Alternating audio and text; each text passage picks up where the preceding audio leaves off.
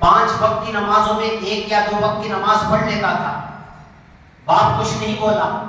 اگر بچہ اسکول نہیں جاتا تو باپ ضرور اس کو بولتا کہ بیٹے میں جو کما کر تیری اسکول کی فیس بھرتا ہوں، سال کے 2 لاکھ روپے، 1.5 لاکھ روپے، 1 لاکھ روپے، 50,000 روپے، غریب آدمی بھی ہو جو 20-25 ہزار روپے اپنے بچوں کی سالانہ فیس کے لیے خرچ کرتا ہے، میں حرام میں نہیں کما رہا ہوں۔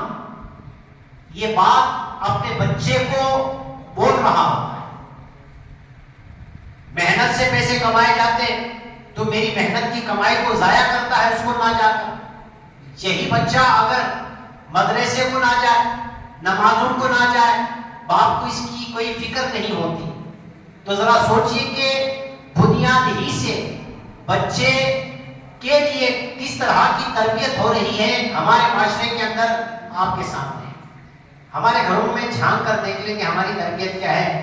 صبح باپ جاتا ہے، شام آتا ہے، جب آتا ہے تو کچھ نہ کچھ کیلے لے کر آتا ہے، فروٹ لے کر آتا ہے، بچوں کے لیے چپس لے کر آتا ہے، کچھ تو لے کر آتا ہے۔ باپ کے ہاتھ تو بچے اگر جاگ رہے ہو تو دیکھ رہے ہوتے کہ باپ کچھ لایا ہے کیا۔ یہ باپ بچوں کو دیکھ کر خوش تو ہوتا ہے کہ محنت کر کے میرے بچوں کے پیٹ میں پال رہا ہوں۔ بیوی بھی بڑی خوش ہو کر دسترخوان بچھا دیتی ہے، گرم ٹھنڈی میں گرم کھانے بنا کر کھلاتی۔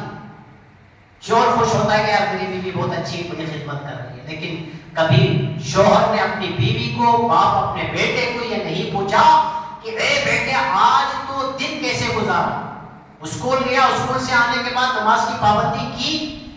عموماً اسکول میں ظہر کی نماز میں وقت نہیں ملتا، عصر کی نماز کے لیے وقت نہیں ملتا، مغرب عشاء ملتی ہے، فجر۔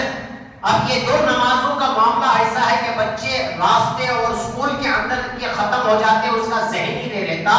یہ بنیادی طور پر بچوں کے ذہن میں یہ آ جاتی ہے بات کہ ظہر اور عصر کچھ ہے نہیں، بس مغرب میں آ گئے، ختم، عشاء میں سونا ہے، کھا پی کر صبح میں اٹھنا ہے، اسکول کو جانا ہے۔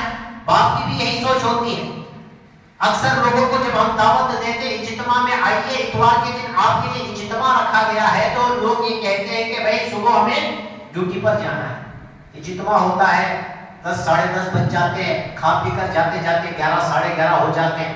اب ہم صبح میں ڈیوٹی کو جانا، ادھر اہمیت کس کو دی جا رہی ہے؟ ڈیوٹی کو دی جا رہی ہے۔ کس نے ذہن دیا؟ باپ نے ذہن دیا، ماں نے ذہن دیا، معاشرے نے ذہن دیا، سوسائٹی نے یہ ذہن دیا کہ اس کی اہمیت یہ ہے۔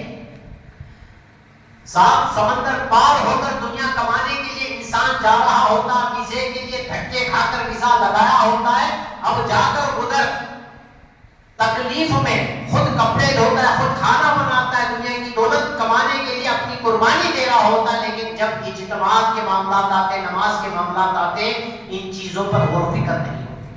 اب بچہ جب جوان ہو جاتا ہے، ماں باپ کو ایک فکر ہوتی ہے بچے کی شادی کرو، لڑکی ہو یا لڑکے، شادی کا ایک ذہن ہوتا ہے کہ شادی کرو شادی کرو۔ اب شادی فکس ہو جاتی ہے، شادی کا معاملہ آتا ہے۔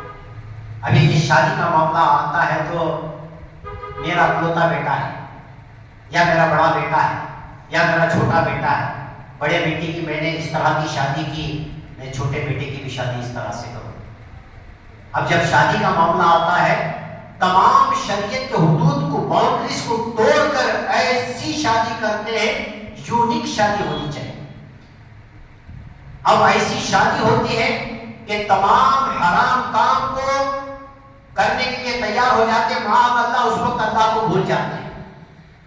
جو شادی میں جاتے ہیں وہ بھی ان چیزوں پر پابند نہیں ہوتے، اور جو شادی کر رہے ہوتے ہیں وہ لوگ بھی ان چیزوں پر پابند نہیں ہوتے۔ اب ذرا بتائیے، ظہر کی نماز میں آپ کی دعوت ہے، شادی کی دعوت، کیا آپ نماز ظہر ادا کرتے ہیں؟ کیا بریانی کھانے میں مصروف رہتے ہیں، سب کھڑے رہتے ہیں، ایسے جیسے سمجھے کہ فوجی میں انسان سمجھے کہ کھڑے ہو کر انتظار کرنا، جیسے ہی سمجھے کہ گرین سگنل ملے ٹھک کر کے جا کر کرسی پر بیٹھنا ہے، پکڑنا ہے پہلی کرسی۔ یعنی پہلی جو سرونگ ہوتی ہے وہ بڑی سمجھے کہ اچھی سرونگ ہوتی ہے، جو آخری سرونگ جو ہوتی ہے اس میں کھانا کم پڑ جاتا ہے، سب پہلی کرسی پر بیٹھ کر کھانے کی کوشش کر رہے ہوتے ہیں۔ ذرا سوچیے کہ ہمارا ذہن کیا ہے۔ نماز ظہر گئی، جماعت گئی، فکر نہیں، کھانے کی فکر ہے۔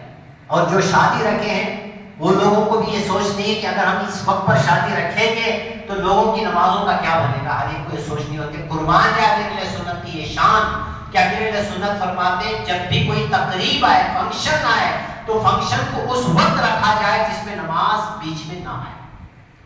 ظہر کی نماز سے لے کر عصر کی نماز تک کافی ٹائم ہوتا ہے، اس میں آپ فنکشن رکھ سکتے ہیں، نہیں رکھتے. باہر اللہ ہمیں سمجھ عطا فرمائے. دنیا کی محبت میں انسان اپنی جان تک کھو بیٹھتے ہیں. دنیا کی محبت ایسی ہوتی ہے. یہ بہت پرانا واقعہ ہے. شیخ طریقت امیر علیہ سنت فرماتے ہیں ایک سیٹ بہت بڑا مالدار تھا، خرید و فروخت کرتا تھا. امریکہ سے کچھ لوگ اس کے مال کو خریدنے کے لیے آئے.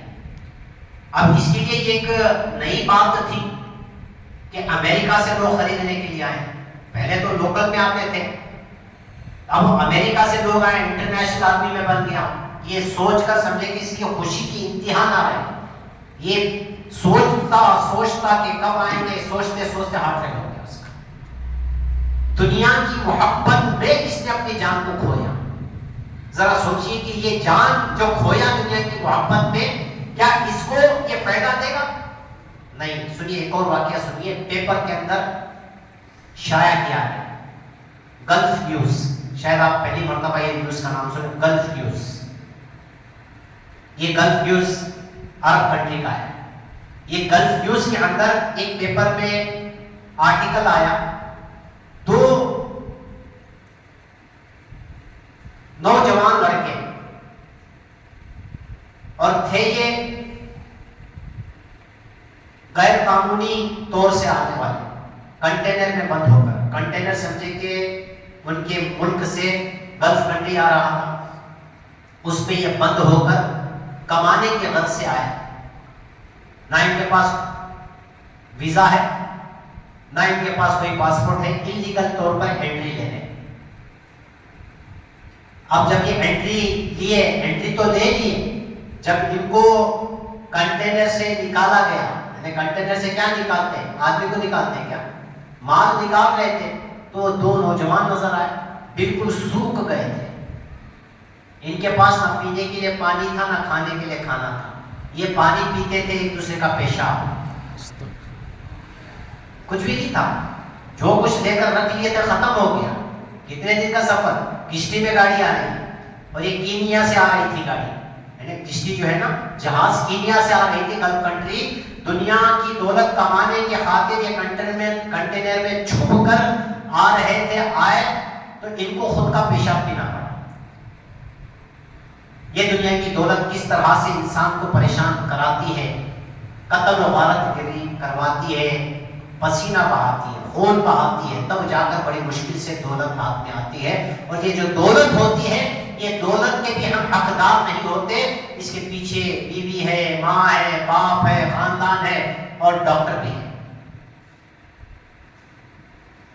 ڈاکٹر بھی ہے، ڈاکٹر بھی تو پیسے دیتا ہے. بیمار ہوتے تو ڈاکٹر بھی پیسے دیتا ہے. جب ہم کھانے پینے کے لیے سمجھے کہ ضرورت ہوتی ہے تو دکاندار بھی تو پیسے دیتا ہے، فری میں تھوڑی دے دیتا ہے. چائے پینا ہو تو چائے کی دکان والا بھی پیسے دیتا ہے. گویا کہ سب ہمارے پیسے کے مالک ہیں. ہم اس دنیا کے لیے بھاگ دوڑ کر کے محنت کر کے جو کما رہے ہیں، کسی اور کے لیے نہیں ہے. میرے لیے نہیں میں کما رہا ہوں، سب کے لیے کما رہا ہوں. تو اس طرح سے کما کر میں دنیا کو دوں اور ایسی موت مانگوں کہ دنیا کی محبت میں جو مجھے کام نہیں آتی. سنیے ایک واقعے کو میرے شیخ طریقت امیر علیہ سنت نقل فرماتے ہیں.